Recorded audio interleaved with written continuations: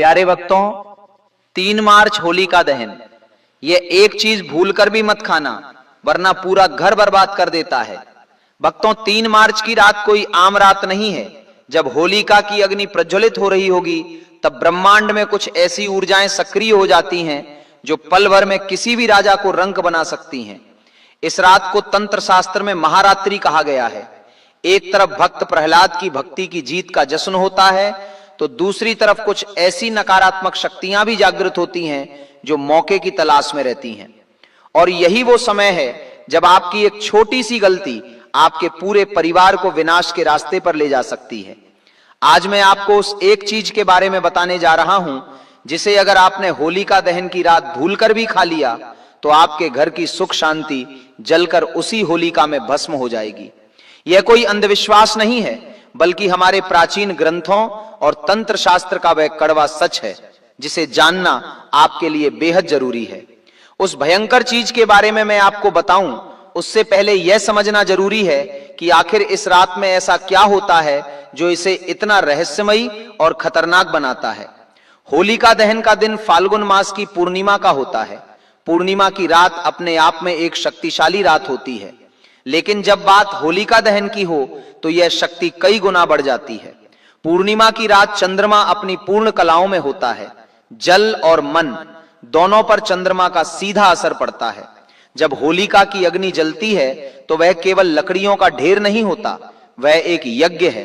एक ऐसा यज्ञ जिसमें हम अपनी बुराइयों, अपनी बीमारियों और अपने जीवन की नकारात्मक ऊर्जा की आहुति देते हैं। लेकिन क्या आपने कभी सोचा है कि जो नकारात्मक ऊर्जा उस अग्नि में भस्म हो रही है, वह पूरी तरह से नष्ट होने से पहले कितनी छटपटाहट पैदा करती है? तंत्र विद्या को जानने वाले लोग इस रात का पूरे साल इंतजार करते हैं। उनका मानना है कि इस रात किए गए प्रयोग कभी खाली नहीं जाते। वह लोग अपनी तंत्र क्रियाओं के जरिए बुरी शक्तियों को बांधने या किसी पर छोड़ने का काम इसी रात करते हैं। ऐसे में अगर आप बिना सोचे समझे घर से बाहर निकलते हैं या बाहर की कोई भी चीज ग्रहण करते हैं, तो आप अनजाने में किसी बहुत बड़ी मुसीबत को निमंत्रण दे रहे होते हैं। उस एक चीज के बारे में जानने के लिए आपको थोड़ा धैर्य रखना होगा, क्योंकि अगर आपने इसके पीछे का विज्ञान और अध्यात्म नहीं समझा तो आप फिर से वही गलती कर बैठेंगे। होलिका दहन की कथा तो आप सभी ने सुनी होगी।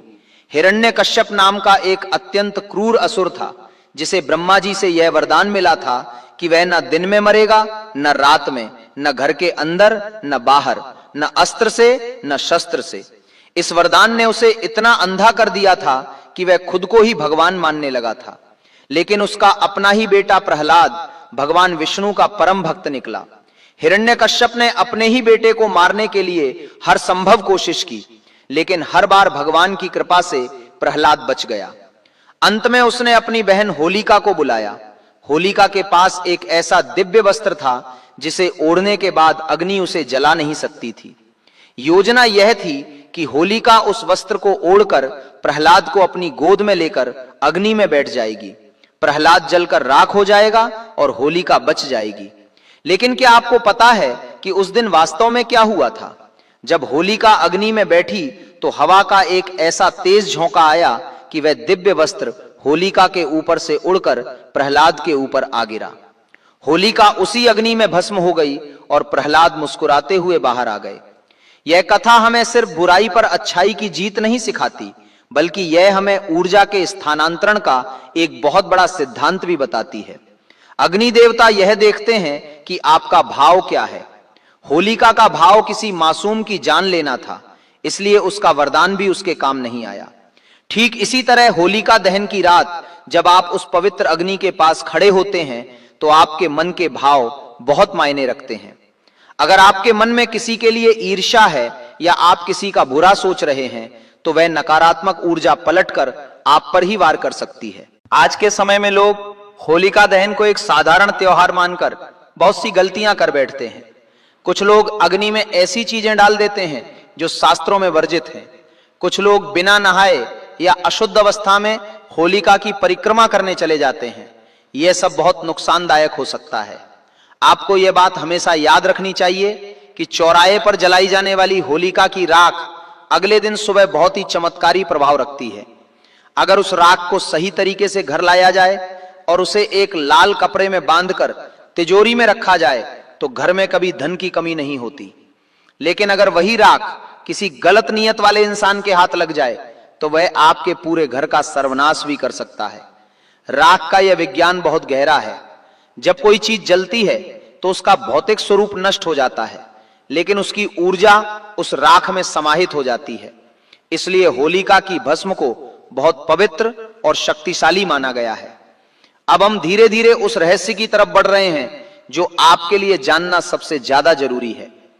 जब होलिका जल रही होती है तो उसके आसपास की हवा में एक खास तरह की तरंगे होती हैं। यह तरंगे अग्नि की गर्मी और मंत्रों के उच्चारण से पैदा होती हैं। इस समय अगर आप चौराहे से गुजर रहे हैं तो कभी भी वहां पड़ी हुई किसी भी चीज को लांघना नहीं चाहिए। अक्सर तांत्रिक लोग इस रात कुछ खास खाने पीने की चीजों पर टौने टोटके करके उन्हें चौराहे पर रख देते हैं। उनका मकसद होता है कि उनकी या उनके यजमान की सारी बीमारियां, सारा दुर्भाग्य उस चीज में प्रवेश कर जाए और जो भी व्यक्ति उस चीज को छुएगा या लांघेगा वह सारा दुर्भाग्य उसके सिर आ जाएगा। यह कोई मनगढ़ंत कहानी नहीं है, बल्कि ऊर्जा के काम करने का एक सटीक तरीका है। जब आप किसी सड़क पर चलते हैं तो आपको इस बात का विशेष ध्यान रखना चाहिए कि आपके पैर किसी नींबू, सिंदूर या काले कपड़े पर न पड़े। आपने अक्सर देखा होगा कि होलिका दहन के अगले दिन सुबह चौराहों पर नींबू, सिंदूर, काले तिल और कई तरह की अजीबोगरीब चीजें पड़ी होती हैं। यह सब उसी तांत्रिक क्रिया का हिस्सा होते हैं। इसलिए आपको यह सुनिश्चित करना चाहिए कि आप और आपके बच्चे इस रात किसी भी सुनसान चौराहे से न गुजरे, और अगर गुजरना ही पड़े तो भगवान का नाम लेते हुए और जमीन पर पड़ी किसी भी चीज से बचते हुए निकलें। खासकर गर्भवती महिलाओं को इस रात घर से बाहर निकलने की बिल्कुल भी मनाही होती है। ऐसा माना जाता है कि नकारात्मक शक्तियां सबसे ज्यादा गर्भ में पल रहे शिशु को निशाना बनाने की कोशिश करती हैं, क्योंकि वह आत्मा अभी बहुत पवित्र और कमजोर होती है। इसलिए गर्भवती महिलाओं को इस रात भगवान के मंत्रों का जाप करते हुए घर के अंदर ही रहना चाहिए। अब बात करते हैं खाने पीने की चीजों की, जो आज के हमारे इस वीडियो का मुख्य विषय है। भोजन एक ऐसी चीज है जिसके जरिए किसी भी तरह की ऊर्जा हमारे शरीर में सबसे आसानी से प्रवेश कर सकती है। जैसा अन्न वैसा मन, यह कहावत आपने सुनी ही होगी। जब हम किसी के हाथ का बना हुआ खाना खाते हैं तो अनजाने में हम उसकी भावनाओं और उसकी ऊर्जा को भी ग्रहण कर रहे होते हैं। अगर खाना बनाने वाला गुस्से में है तो वह गुस्सा उस खाने के जरिए आपके अंदर भी प्रवेश कर जाता है। होलिका दहन की रात यह बात 100 गुना ज्यादा सच हो जाती है। इस रात नकारात्मक शक्तियां भोजन और पानी के जरिए ही किसी इंसान के शरीर में प्रवेश करने की कोशिश करती हैं। हवा में तैरती हुई बुरी नजर या किसी के द्वारा किया गया टोना टोटका सबसे जल्दी खाने पीने की चीजों पर ही अपना असर दिखाता है। यही कारण है कि हमारे बड़े बुजुर्ग हमेशा कहते थे कि इस रात बाहर का कुछ भी नहीं खाना चाहिए। लेकिन आज के इस आधुनिक युग में लोग इन बातों को भूल चुके हैं। वो रात को बाहर जाते हैं, सड़कों के किनारे खड़े होकर चाट पकौड़े खाते हैं और न जाने क्या क्या। और फिर जब उनके जीवन में अचानक से परेशानियां आने लगती हैं, बीमारियां घेर लेती हैं, व्यापार में घाटा होने लगता है, तो वह भगवान को कोसते हैं। उन्हें यह समझ ही नहीं आता कि उन्होंने खुद अपने पैरों पर कुल्हाड़ी मारी है। जब आप बाहर खुले में रखा हुआ कोई भी भोजन खाते हैं, विशेषकर इस रात को, तो आप सीधे तौर पर उन भटकती हुई ऊर्जाओं को अपने शरीर में आमंत्रित कर रहे होते हैं। यह ऊर्जा आपके पेट में जाकर बीमारियों का रूप ले लेती है और आपके दिमाग पर हावी होकर आपकी सोचने समझने की शक्ति को खत्म कर देती है। तो आखिर वह कौन सी एक चीज है जिसे 3 मार्च को होलिका दहन की रात आपको भूलकर भी नहीं खाना है? ध्यान से सुनिए। वह चीज है किसी भी बाहरी या अनजान व्यक्ति के द्वारा दी गई सफेद रंग की मिठाई। जी हां, सफेद मिठाई। चाहे वो बर्फी हो, रसगुल्ला हो, पेड़ा हो या फिर दूध से बनी कोई भी सफेद चीज, इसे किसी भी कीमत पर उस रात ग्रहण नहीं करना है। अब आप सोचेंगे कि सफेद मिठाई ही क्यों? इसके पीछे तंत्र शास्त्र का एक बहुत बड़ा रहस्य छिपा है। तंत्र विद्या में सफेद रंग को बहुत ही संवेदनशील माना गया है। सफेद रंग बहुत जल्दी किसी भी तरह की ऊर्जा को सोख लेता है। आप इसे एक कोरे कागज की तरह समझ सकते हैं जिस पर कोई भी आसानी से कुछ भी लिख सकता है। तांत्रिक लोग किसी भी बुरी आत्मा या नकारात्मक ऊर्जा को बांधने के लिए या किसी के ऊपर वशीकरण करने के लिए सबसे ज्यादा सफेद रंग की मिठाइयों का ही इस्तेमाल करते हैं। वो उस मिठाई पर मंत्र पढ़ते हैं, उस पर बुरी शक्तियों का आवाहन करते हैं और फिर उसे किसी को खाने के लिए दे देते हैं या किसी चौराहे पर रख देते हैं। दूध अपने आप में एक बहुत ही पवित्र चीज है, लेकिन तंत्र में इसका उपयोग काले जादू के लिए बहुत बड़े पैमाने पर किया जाता है। जब उस दूध से बनी सफेद मिठाई में कोई तांत्रिक अपनी काली विद्या फूंकता है तो वह मिठाई एक मीठे जहर में बदल जाती है। होलिका दहन की रात जब यह शक्तियां अपने चरम पर होती हैं तो इस बात की बहुत अधिक संभावना होती है कि कोई आपको नुकसान पहुंचाने के लिए ऐसी ही किसी मिठाई का इस्तेमाल करे। हो सकता है कोई आपका अपना ही हो जो आपसे ईर्ष्या रखता हो और इस दिन का फायदा उठाकर वो आपके घर सफेद मिठाई लेकर आ जाए। आपको लगेगा कि वह त्योहार की खुशी मनाने आया है, लेकिन असल में वह आपके घर में तबाही का बीज बोने आया है। मैं यह नहीं कह रहा कि हर इंसान जो आपके घर मिठाई लाएगा वह बुरा ही होगा, लेकिन इस खास रात को आपको बहुत ज्यादा सावधान रहने की जरूरत है। किसी भी बाहरी व्यक्ति, चाहे वह आपका पड़ोसी हो, रिश्तेदार हो या कोई अजनबी, अगर वह आपको सफेद मिठाई देता है तो उसे बहुत ही विनम्रता से मना कर दें। आप चाहें तो उसे अगले दिन खा सकते हैं, लेकिन होलिका दहन की रात उसे अपने मुंह से बिल्कुल ना लगाएं। अगर आप इस दिन सफेद मिठाई खाना ही चाहते हैं तो उसे अपने घर पर खुद अपने हाथों से बनाएं। दूध को उबालें, उसमें चीनी मिलाएं और भगवान को भोग लगाकर ही उसे ग्रहण करें। ऐसा करने से वह भोजन प्रसाद बन जाएगा और कोई भी बुरी शक्ति उसका कुछ नहीं बिगाड़ पाएगी। जब आप अपने घर में खुद कोई चीज बनाते हैं तो उसमें आपका प्रेम और आपकी सकारात्मक ऊर्जा होती है। भगवान का भोग लगने के बाद वह चीज अमृत के समान हो जाती है, लेकिन बाहर से लाई गई सफेद मिठाई या किसी अनजान व्यक्ति के द्वारा दी गई कोई भी खाने की चीज इस रात आपके लिए साक्षात जहर के समान है। यह आपके शरीर में जाकर आपके आभा मंडल को, आपके ओरा को कमजोर कर देगी। इसके बाद आपके घर में क्लेश बढ़ने लगेंगे, बिना किसी बात के झगड़े होंगे, पैसा पानी की तरह बहने लगेगा और बीमारियां घर में डेरा डाल लेंगे। आपको समझ ही नहीं आएगा कि अचानक से यह सब कैसे हो गया। इस एक चीज के अलावा भी कुछ बातों का विशेष ध्यान रखना चाहिए। जैसे होलिका दहन की रात कभी भी काले रंग के कपड़े पहनकर अग्नि के पास नहीं जाना चाहिए। काला रंग भी नकारात्मकता को बहुत तेजी से अपनी ओर खींचता है।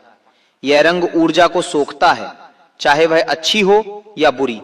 हमेशा हल्के और साफ रंग के कपड़े पहने। पीले या सफेद रंग के कपड़े पहनना सबसे शुभ माना जाता है। अग्नि की परिक्रमा करते समय आपके हाथ में जल का एक लोटा जरूर होना चाहिए। अग्निदेव को जल अर्पित करते हुए परिक्रमा करें और अपने मन में अपने इष्ट देव का ध्यान करते रहें।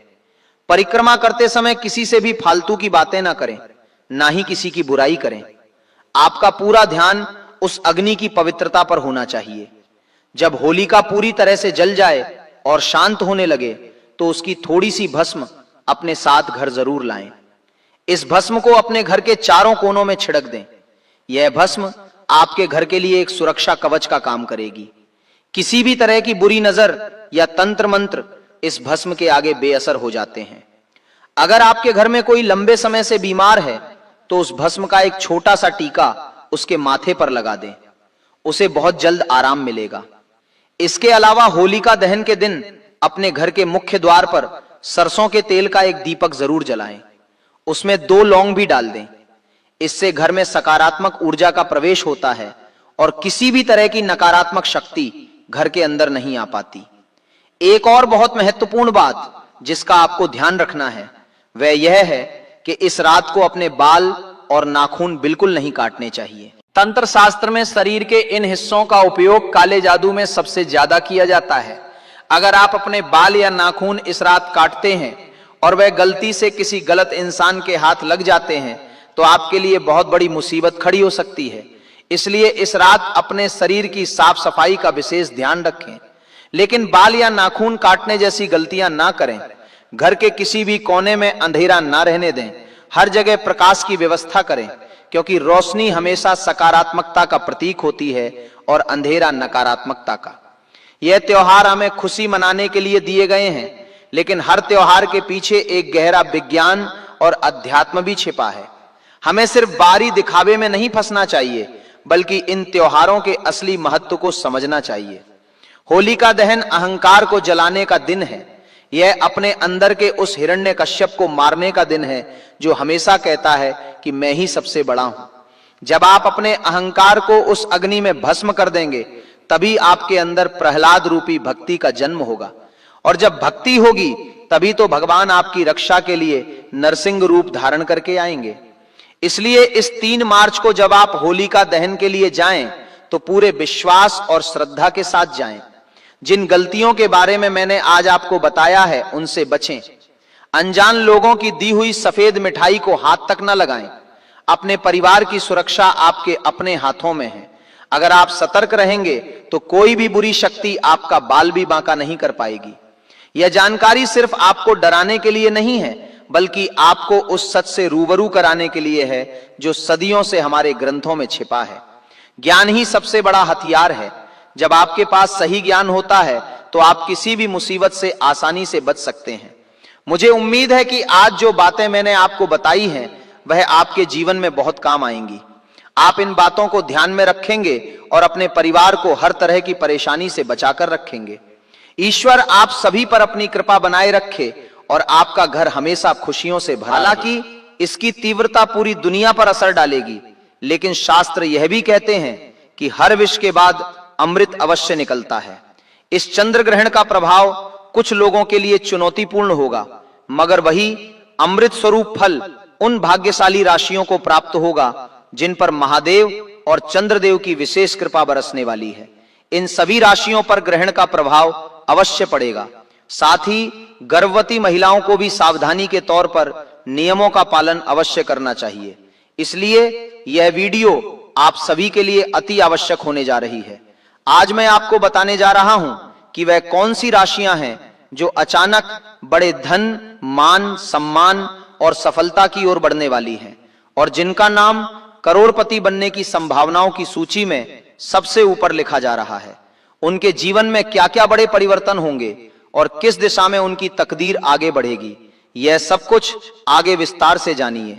उन्हें ग्रहण के सूतक काल में क्या करना है, क्या नहीं करना है, किन बातों का विशेष ध्यान रखना है, और सबसे महत्वपूर्ण उस रहस्यमय मंत्र के विषय में भी मैं आपको बताने वाला हूं, जिसके जाप से न केवल आपकी बल्कि आपकी आने वाली पीढ़ियों की किस्मत की दिशा बदल सकती है।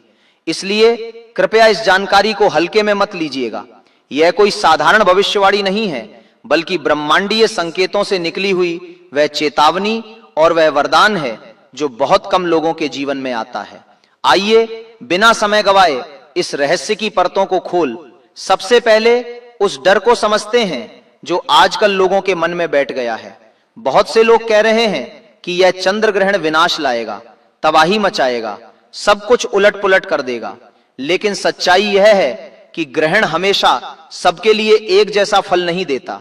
अनर्थ उनके जीवन में आता है जो लगातार गलत रास्ते पर चलते हैं, जो दूसरों का अहित करते हैं, जो छल, कपट और अधर्म को अपना जीवन बना लेते हैं। लेकिन जो लोग सच्चाई, सेवा, भक्ति और कर्म में विश्वास रखते हैं, उनके लिए यही समय स्वर्ण युग का द्वार खोलता है। ग्रहण और पूर्णिमा का काल ऐसा समय होता है जब अदृश्य लोक और दृश्य लोक के बीच की दूरी बहुत कम हो जाती है। मानो ब्रह्मांड के दरवाजे कुछ समय के लिए खुल जाते हैं। उस समय मन से की गई प्रार्थना, मन से मांगी गई इच्छा और मन से किया गया संकल्प कई गुना तेजी से फलित होता है। फर्क सिर्फ इतना है कि आपको मांगने की कला आनी चाहिए। आपको पता होना चाहिए कि कब मांगना है और कैसे मांगना है। अब धीरे धीरे मैं आपको उन भाग्यशाली राशियों की ओर लेकर चलूंगा, लेकिन उससे पहले यह समझ लीजिए कि यह ग्रहण केवल धन का ही नहीं, बल्कि जीवन के हर क्षेत्र का बदलाव लेकर आ रहा है। किसी के लिए यह नया करियर लाएगा, किसी के लिए टूटा हुआ रिश्ता जोड़ देगा, किसी के लिए बीमारी से मुक्ति देगा और किसी के लिए वर्षों से रुका हुआ पैसा वापस दिलाएगा। अब सबसे पहले जिस राशि की बात हो रही है वो है मेष राशि। मेष राशि के जातकों के लिए यह चंद्र ग्रहण लाभ और उन्नति का ऐसा द्वार खोलने वाला है जिसकी उन्होंने कल्पना भी नहीं की होगी। यह ग्रहण आपके लाभ भाव में ऊर्जा भर रहा है। इसका सीधा अर्थ है कि जहां जहां से पैसा आने की संभावना थी, वहां वहां से रास्ते खुलने लगेंगे। जिन लोगों ने बहुत समय से कर्ज का बोझ झेल रखा है, उन्हें राहत मिलेगी। जिनका पैसा कहीं फंसा हुआ है, वो धीरे धीरे वापस आने लगेगा। सरकारी कामों में जो अड़चनें थी, वे समाप्त होंगी। जिन फाइलों पर सालों से धूल जम रही थी, उन पर अचानक मोहर लग सकती है। व्यापारियों को ऐसे ऑर्डर मिल सकते हैं जो उनकी सोच से कहीं बड़े होंगे। नौकरी पेशा लोगों के लिए भी यह समय वेतन वृद्धि, पदोन्नति या मनचाही पोस्टिंग का संकेत दे रहा है। लेकिन मेष राशि वालों को एक बात का विशेष ध्यान रखना होगा। ग्रहण के समय उन्हें गहरे रंग के वस्त्र पहनने से बचना है। विशेष रूप से काले रंग से दूरी बनानी है। साथ ही ग्रहण काल में किसी से बहस ना करें। शांत रहें और मन ही मन ईश्वर का स्मरण करते रहें। ऐसा करने से आपकी उन्नति की गति और तेज हो जाएगी। अब दूसरी राशि की ओर चलते हैं, जो है वृषभ राशि। वृषभ राशि वालों के लिए यह चंद्र ग्रहण कर्म क्षेत्र में बड़ा परिवर्तन लेकर आ रहा है। आपके कार्यभाव में यह ग्रहण नई ऊर्जा का संचार कर रहा है। इसका मतलब है कि आपके करियर में ऐसी हलचल होगी जो आपको ऊंचाइयों तक ले जा सकती है। जिन लोगों को लगता था कि उनका करियर ठहर गया है, उन्हें अचानक नए अवसर मिलेंगे। बेरोजगार लोगों के लिए यह समय किसी चमत्कार से कम नहीं है। जिस दिन आप उम्मीद छोड़ चुके होंगे, उसी दिन कोई कॉल या संदेश आ सकता है। व्यापार करने वालों के लिए यह समय विस्तार का है। आप नया काम शुरू कर सकते हैं, नई साझेदारी कर सकते हैं या पुराने काम को नए स्तर पर ले जा सकते हैं। लेकिन यहां एक सावधानी जरूरी है। लालच में आकर जल्दबाजी ना करें, सोच समझकर कदम उठाएं। ग्रहण के बाद किसी जरूरतमंद को सफेद वस्तु या चावल का दान अवश्य करें। यह छोटा सा उपाय आपके धन के प्रवाह को स्थायी बना सकता है। अब बात करते हैं उस राशि की जिसके लिए चेतावनी भी है और वरदान भी। यह राशि है मिथुन राशि। मिथुन राशि वालों के लिए यह ग्रहण भाग्य को जगाने वाला है। आपका रुका हुआ भाग्य अचानक सक्रिय हो सकता है। पैतृक संपरातति से जुड़े मामले सुलझ सकते हैं। कहीं से अचानक धन की प्राप्ति हो सकती है। लेकिन यहां सबसे बड़ा खतरा आपकी वाणी और भावनाओं से जुड़ा है। चंद्र ग्रहण के प्रभाव से आपके शब्दों में तीखापन या मन में अस्थिरता आ सकती है। आप बिना सोचे समझे कुछ ऐसा कह सकते हैं जिससे रिश्ते बिगड़ जाएं या कोई बड़ा सौदा टूट जाए। इसीलिए यह 3 मार्च को जितना हो सके कम बोले, मौन को अपना आभूषण बनाएं। याद रखिए, इस दिन आपकी चुप्पी ही आपकी सबसे बड़ी पूंजी बन सकती है। अगर आपने इस एक नियम का पालन कर लिया तो आपके लिए अमीरी का रास्ता खुल जाएगा। अब बात करते हैं कर्क राशि की। कर्क राशि के स्वामी स्वयं चंद्रमा है और जब चंद्रमा पर ग्रहण लगता है तो कर्क राशि के जातकों के मन और जीवन में सबसे गहरे परिवर्तन होते हैं। यह समय आपके लिए आत्ममंथन और बड़ी सफलताओं का है। आपके रुके हुए सभी पारिवारिक कार्य पूरे होने लगेंगे। मानसिक तनाव जो लंबे समय से चला आ रहा था, वो अब महादेव की कृपा से छट जाएगा। संपत्ति और वाहन खरीदने के प्रबल योग बन रहे हैं। जो लोग कला या रचनात्मक कार्यों से जुड़े हैं, उन्हें अचानक बड़ी ख्याति मिल सकती है। परंतु कर्क राशि वालों को यह विशेष ध्यान रखना होगा कि भावनाओं में बहकर कोई भी आर्थिक निर्णय न लें। चंद्र ग्रहण के दौरान आपको ओम नमः शिवाय का निरंतर जाप करना चाहिए। यह आपके लिए एक अभेद्य सुरक्षा कवच का कार्य करेगा। अब 5वीं राशि है सिंह राशि। सिंह राशि वालों के लिए यह परिवर्तन डराने के लिए नहीं बल्कि सुधारने के लिए होते हैं। आपके जीवन से नकारात्मक लोग दूर हो सकते हैं। जो लोग आपके खिलाफ षड्यंत्र कर रहे थे, उनके चेहरे बेनकाब हो सकते हैं। कोर्ट कचहरी के मामलों में राहत मिलने के संकेत हैं। विदेश से जुड़े कामों में अगर आप विदेश जाने की योजना बना रहे हैं या विदेश से संबंधित व्यापार करते हैं तो यह सब बहुत शुभ है। सिंह राशि वालों को ग्रहण काल में शिव या चंद्र से संबंधित मंत्र का मानसिक जाप करना चाहिए। इससे आपके चारों ओर एक सकारात्मक ऊर्जा का घेरा बन जाएगा जो हर नकारात्मक प्रभाव को दूर रखेगा। अब 6ठी राशि है कन्या राशि। कन्या राशि के जातकों के लिए यह चंद्र ग्रहण शत्रुओं पर विजय प्राप्त करने का अचूक समय लेकर आया है। जो लोग आपके कार्यों में बाधाएं उत्पन्न कर रहे थे वे स्वयं पीछे हट जाएंगे। आपके स्वास्थ्य में जो लगातार गिरावट आ रही थी उसमें अब सुधार देखने को मिलेगा। नौकरी के क्षेत्र में आपके कार्यों की सराहना होगी और उच्च अधिकारियों का सहयोग प्राप्त होगा। व्यापारिक दृष्टिकोण से कोई रुका हुआ बड़ा पेमेंट आपको अचानक प्राप्त हो सकता है। आपको बस इस बात का ध्यान रखना है कि ग्रहण काल के दौरान अपनी योजनाओं को किसी के सामने प्रकट ना करें। अपनी सफलता को गुप्त रखें और ग्रहण के पश्चात किसी गरीब को भोजन अवश्य कराएं। अब 7वीं राशि है तुला राशि। तुला राशि वालों के लिए यह ग्रहण बुद्धि और निर्णय क्षमता को नई ऊंचाई देने वाला है। आपकी सोच में अचानक स्पष्टता आएगी। आप सही और गलत का फर्क बहुत जल्दी समझ पाएंगे। जिन क्षेत्रों में जोखिम होता है वहां भी आप सही कदम उठा पाएंगे। अचानक धन लाभ के योग बन रहे हैं। कोई पुराना निवेश फल दे सकता है। प्रेम जीवन में मधुरता आएगी। संतान सुख की इच्छा रखने वालों के लिए भी शुभ संकेत है, लेकिन एक सावधानी यहां भी जरूरी है। ग्रहण के दौरान किसी भी जीव को कष्ट ना दें। विशेष रूप से गर्भवती महिला या असहाय व्यक्ति का अपमान ना करें। करुणा ही आपकी सबसे बड़ी ताकत बनेगी। अब 8वीं राशि है वृश्चिक राशि। वृश्चिक राशि वालों के लिए यह चंद्र ग्रहण आध्यात्मिक और भौतिक दोनों ही रूपों में एक बड़ा बदलाव ला रहा है। आपके जीवन में अचानक गुप्त धन प्राप्ति के मार्ग खुल सकते हैं। कोई पैतृक संपत्ति का विवाद चल रहा था तो वह आपके पक्ष में हल हो सकता है। शोध अनुसंधान या रहस्यमय विद्याओं से जुड़े लोगों को इस समय बड़ी सफलता मिलेगी, लेकिन वृश्चिक राशि वालों को अपने गुस्से पर बहुत नियंत्रण रखना होगा। किसी भी प्रकार के वाद विवाद से खुद को दूर रखें। चंद्र ग्रहण के समय हनुमान चालीसा या शिव चालीसा का पाठ आपके लिए सभी प्रकार की बाधाओं को नष्ट करने वाला साबित होगा। अब 9वीं राशि है धनु राशि। धनु राशि वालों के पराक्रम और साहस में यह चंद्र ग्रहण अद्भुत वृद्धि करने वाला है। आपके द्वारा किए गए छोटे से प्रयास भी इस समय बड़ा परिणाम देंगे।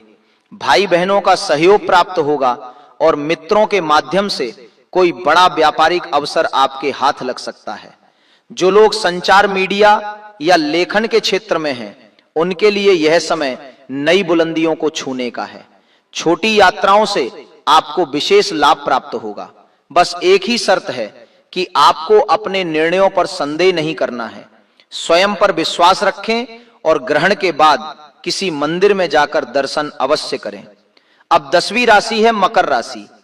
मकर राशि के जातकों के लिए यह ग्रहण आपकी आर्थिक स्थिति जो काफी समय से डगमगाई हुई थी वह अचानक मजबूती पकड़ लेगी। नए आय के स्रोत खुलेंगे और आपका बैंक बैलेंस बढ़ने लगेगा। परिवार में कोई मांगलिक कार्य तय हो सकता है। आपकी वाणी में एक ऐसा आकर्षण आएगा कि लोग आपकी बातों से प्रभावित होकर आपके काम बना देंगे। परंतु मकर राशि वालों को इस बात का ध्यान रखना है कि वे अपने खान पान पर संयम रखें। ग्रहण काल के दौरान तामसिक भोजन से पूर्णतया दूर रहें और केवल सात्विक विचारों को ही मन में आने दें। अब 11वीं राशि है कुंभ राशि। कुंभ राशि वालों के लिए यह ग्रहण अत्यधिक महत्वपूर्ण है, क्योंकि इसके प्रभाव से आपके जीवन में एक नया अध्याय शुरू होने वाला है। आपका व्यक्तित्व निखरेगा, लोग आपकी ओर आकर्षित होंगे, समाज में आपकी प्रतिष्ठा बढ़ेगी, धन के नए रास्ते खुलेंगे। नौकरी, व्यापार, निवेश हर क्षेत्र में लाभ के संकेत हैं। मानसिक उलझनें समाप्त होंगी और आप एक नई ऊर्जा के साथ अपने लक्ष्य की ओर बढ़ेंगे। लेकिन अहंकार से बचना होगा। जितना विनम्र रहेंगे उतना ही ज्यादा ऊपर उठेंगे। अब 12वीं और अंतिम राशि है मीन राशि। मीन राशि वालों के लिए यह चंद्र ग्रहण खर्चों पर नियंत्रण और विदेश यात्राओं के योग लेकर आ रहा है। आपके वह काम जो लंबे समय से अटके हुए थे वे अब किसी दैवीय कृपा से पूरे होने लगेंगे। जो लोग विदेश जाकर बसने का या वहां नौकरी करने का सपना देख रहे हैं उनके लिए यह समय वरदान है। आपके गुप्त शत्रु शांत हो जाएंगे। हालांकि आपको अपने स्वास्थ्य, विशेषकर अपनी आंखों और पैरों का ध्यान रखना होगा। अत्यधिक सोच विचार से बचें। ग्रहण काल में जितना अधिक आप ध्यान और ईश्वर का स्मरण करें। चंद्र ग्रहण का सूतक काल ग्रहण से लगभग 9 घंटे पहले शुरू हो जाता है। इस समय बाहरी पूजा पाठ से अधिक जरूरी है आंतरिक शुद्धता। मन में किसी के प्रति द्वेष ना रखें, नकारात्मक सोच से बचें, मानसिक रूप से मंत्र जाप करें। यह समय आत्मचिंतन का है। अब वह गुप्त मंत्र और उपाय जिसकी चर्चा शुरुआत में की गई थी। ग्रहण समाप्त होने के बाद स्नान करें, स्वच्छ वस्त्र धारण करें, एक पात्र में स्वच्छ जल लें, उसमें थोड़ा सा गंगा जल, कुछ पुष्प और थोड़े से अक्षत डालें। फिर चंद्रमा की ओर मुख करके या शिवजी का ध्यान करके उस जल को अर्पित करें और मन ही मन अपनी मनोकामना कहें। इसके अतिरिक्त ग्रहण काल में एक नारियल लेकर अपने ऊपर से 7 बार उतारें और ग्रहण के बाद उसे बहते जल में प्रवाहित कर दें। इससे नकारात्मक ऊर्जा दूर होती है। याद रखिए, यह समय जीवन में बार बार नहीं आता। यह वह क्षण है जब भाग्य आपके दरवाजे पर दस्तक दे रहा है। अब यह आप पर निर्भर करता है कि आप उस दरवाजे को खोलते हैं या अनदेखा कर देते हैं। अपने मन को शुद्ध रखें, अपने कर्म को श्रेष्ठ बनाएं और ईश्वर पर भरोसा रखें। यही इस ग्रहण का सबसे बड़ा संदेश है। 3 मार्च की तारीख कोई साधारण तारीख नहीं है। यह वह दिन है जब स्वयं काल भी एक पल के लिए ठहर जाता है और ब्रह्मांड की शक्तियां पृथ्वी पर विशेष रूप से सक्रिय हो जाती हैं। चंद्रमा भगवान शिव के मस्तक पर विराजमान है। इसीलिए यह वह दिन है जब अगर 12 राशियों के लोग शिवलिंग के सामने गुप्त उपाय कर लेते हैं तो स्वयं महादेव उनकी तकदीर की लकीरें बदल देते हैं। ऐसी कृपा बरसती है कि व्यक्ति साधारण इंसान से राजा बन जाता है, ठीक वैसे ही जैसे कभी लंकापति रावण बने थे। याद रखिए, रावण कोई साधारण व्यक्ति नहीं था। वह महान शिवभक्त था, अपार शक्तियों का स्वामी था और उसकी समृद्धि के आगे बड़े बड़े सम्राट भी छोटे नजर आते थे। उसी प्रकार की शक्ति, वैभव और प्रभाव अब इन राशियों के जीवन में प्रवेश करने वाला है। महादेव कहते हैं कि जब भक्त पूरी श्रद्धा, सच्चे मन और शुद्ध भावना से शिवलिंग के सामने सिर झुकाता है तो वह खाली हाथ कभी नहीं लौटता। 3 मार्च के दिन फाल्गुन पूर्णिमा और चंद्र ग्रहण के कारण ब्रह्मांड की ऊर्जा इतनी तीव्र होगी कि उस दिन किया गया छोटा सा उपाय भी कई गुना होकर फल देगा। जो राशियां इस समय महादेव की विशेष कृपा पात्र बनने जा रही हैं, उनके जीवन से दरिद्रता, भय, रोग, शत्रु, बाधा और दुर्भाग्य सब समाप्त होने वाला है। इनके ऊपर ऐसा सुरक्षा कवच बन जाएगा कि अब कोई भी शत्रु इनका बाल भी बांका नहीं कर पाएगा। जो लोग आज इनके खिलाफ साजिश रच रहे हैं, वही लोग कल इनके गुणगान करते नजर आएंगे। मेष से लेकर मीन तक इन सभी 12 राशियों के लिए महादेव ने 3 मार्च को एक विशेष द्वार खोल दिया है। लेकिन ध्यान रहे, यह द्वार केवल उन्हीं के लिए खुलेगा जो नियम और श्रद्धा के साथ उपाय करेंगे। किसी जरूरतमंद व्यक्ति को मीठा भोजन, खीर या सफेद फल अवश्य दें। यह दान गुप्त रूप से करें, किसी को बताए नहीं। शास्त्रों में कहा गया है कि गुप्त दान से देवता शीघ्र प्रसन्न होते हैं। उसी दिन रात को सोने से पहले एक दीपक जलाएं। दीपक में गाय का घी या तिल का तेल डालें और उसे घर के ईशान कोण या उत्तर दिशा में रखें। दीपक जलाते समय महादेव का स्मरण करें और कहें कि हे श्री लक्ष्मी नारायण, मेरे घर में धन, शांति और सुरक्षा बनाए रखें। इसके बाद बिना किसी से बात किए सो जाएं। जो लोग यह उपाय श्रद्धा से कर लेंगे, उनके जीवन में अद्भुत परिवर्तन शुरू हो जाएगा। अचानक धन आने के रास्ते खुलेंगे, रुके हुए काम बनने लगेंगे, नौकरी में तरक्की मिलेगी, व्यापार में बड़ा लाभ होगा, समाज में मान सम्मान बढ़ेगा। इन सभी 12 राशियों के जातकों के लिए एक और विशेष संकेत है। 3 मार्च के बाद इनके शत्रु कमजोर होने लगेंगे। जो लोग अब तक इन्हें दबाने की कोशिश कर रहे थे, वही लोग इनके सामने झुकते नजर आएंगे। इनके ऊपर ऐसी सात्विक और राजसिक ऊर्जा आएगी कि जहां जाएंगे वहां इनकी बात सुनी जाएगी। महादेव की कृपा से इनका आत्मविश्वास इतना बढ़ जाएगा कि यह स्वयं को कमजोर नहीं बल्कि शक्तिशाली महसूस करेंगे। इनकी वाणी में प्रभाव होगा, आंखों में तेज होगा और व्यक्तित्व में चुंबकत्व होगा। लेकिन एक बात हमेशा याद रखिए, महादेव अहंकार से बहुत जल्दी नाराज हो जाते हैं। जब धन और शक्ति मिलने लगे तो विनम्र बने रहें, जरूरतमंदों की सहायता करते रहें, माता पिता और बुजुर्गों का सम्मान करें। यही वह मार्ग है जिससे यह कृपा लंबे समय तक बनी रहती। धन्यवाद। नाम सुनने के लिए धैर्य बनाए रखें, क्योंकि ब्रह्मांड का यह चक्र आपके जीवन की पूरी दिशा बदलने वाला है। आज की इस वीडियो में कोई भी जानकारी आधी अधूरी नहीं होगी, इसलिए अपने दिमाग को शांत करें और ब्रह्मांड की इस रहस्यमय यात्रा में मेरे साथ गहराई तक चलें। चंद्र ग्रहण कोई साधारण खगोलीय घटना नहीं है। सदियों से हमारे आर्ष मुनियों ने बताया है कि जब चंद्रमा पर ग्रहण लगता है तो पूरी पृथ्वी का जल तक तो भयानक रूप से प्रभावित होता है। और क्या आप जानते हैं कि हमारे शरीर में भी 70% जल है? जब समुद्र में लहरें उठ सकती हैं तो क्या हमारे शरीर और हमारे दिमाग के अंदर भूचाल नहीं आता होगा? 3 मार्च का यह ग्रहण इसलिए भी सबसे अलग है क्योंकि इस दिन देवगुरु बृहस्पति और कर्म फलदाता शनिदेव एक ऐसी अजीब स्थिति में आ रहे हैं जो पूरे 1 सदी के बाद देखने को मिल रही है। इसे शास्त्रों में महाचंडाल योग, राजभंग योग का एक दुर्लभ मिश्रण कहा गया है। एक तरफ विनाश की शक्ति होगी और दूसरी तरफ सृजन का अमृत। जब समुद्र मंथन हुआ था तब अमृत और विष दोनों निकले थे। बिल्कुल वैसे ही इस 3 मार्च की रात कुछ राशियों के जीवन में विष घुलेगा तो कुछ को वह अमृत मिलेगा जो उनकी आने वाली 7 पीढ़ियों की गरीबी को हमेशा के लिए मिटा देगा। क्या आपने कभी सोचा है कि आखिर ग्रहण के समय ऐसा क्या होता है जो इंसान की किस्मत को रातों रात पलट कर रख देता है? हमारे प्राचीन ग्रंथों में एक बहुत ही रहस्यमय कथा है जिसे समझ बिना आप इस महासंयोग की ताकत को नहीं समझ सकते।